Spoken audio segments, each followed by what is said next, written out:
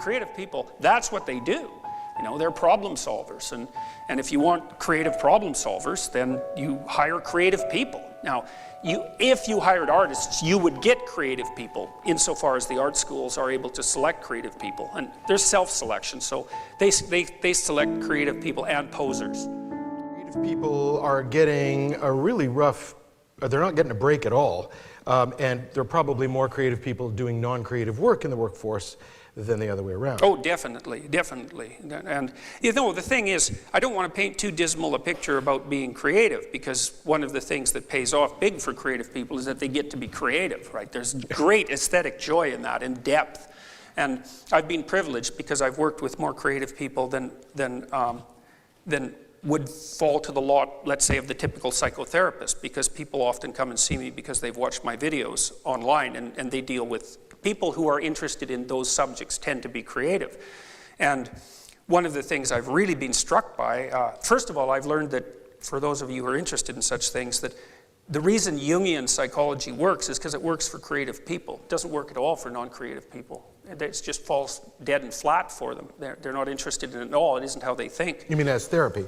Yeah, it doesn't match their personalities. Whereas creative people, man, they dream archetypal dreams all the time.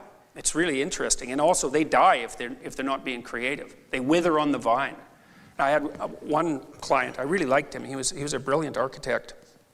And his rational mind was his worst enemy, because it just criticized everything. He was hyper-rational, criticized everything, and really in a dark way, and effectively, you know. If I could get him to not think and just create, he was a complete genius. He could, that's where all of the vitality in his life was, you know, that's where the sap rose up inside the dead tree that was sort of embedded inside of him.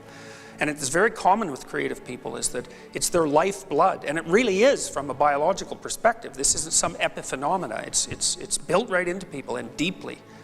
Well, this is something that those of us who work in art museums and work with living artists and contemporary art, and if I have any contemporary curators in the audience, they'll know what I'm talking about. This is a drama that we live on a regular basis.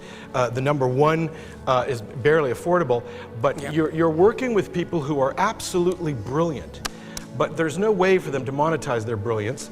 They're productive, they're making wonderful art, the experts love it, the market's not interested, and they're having a hard time. You can't support them by buying everything they make. You're a public institution, you're building a collection that's going to be useful for the future, so you can't put all your money on the poor ones, but the poor ones are every bit as brilliant as the really, really successful ones, yeah, from our objective point of view. So this is a problem that I have. And we produce these people in our art schools. We've got very good art schools in Canada, so there's a population of artists who are coming out of our art schools who, as a society, we cannot support. We can only support a very tiny fraction.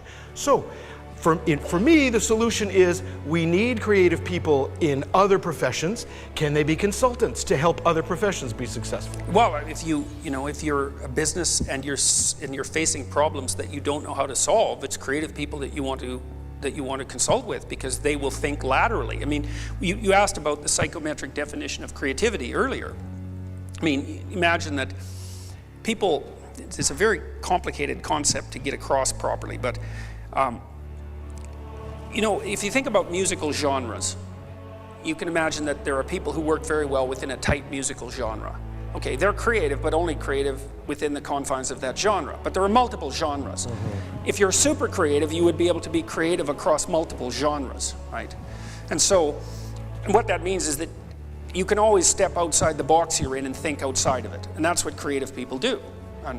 And so if you're trapped in your box, your company is going down the drain, for example, because your product is no longer useful.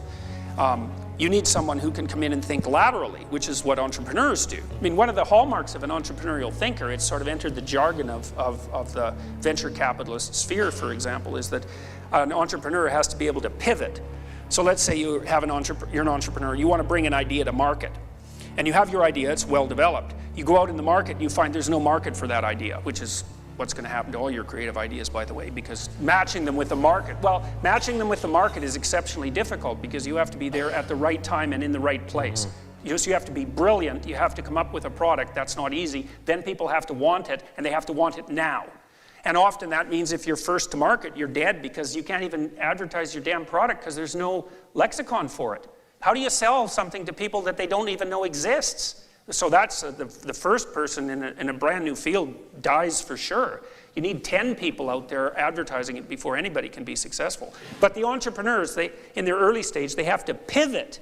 And what that means is that if their first idea doesn't work because it doesn't fit the market, for example, they have to be able to generate another one on the fly.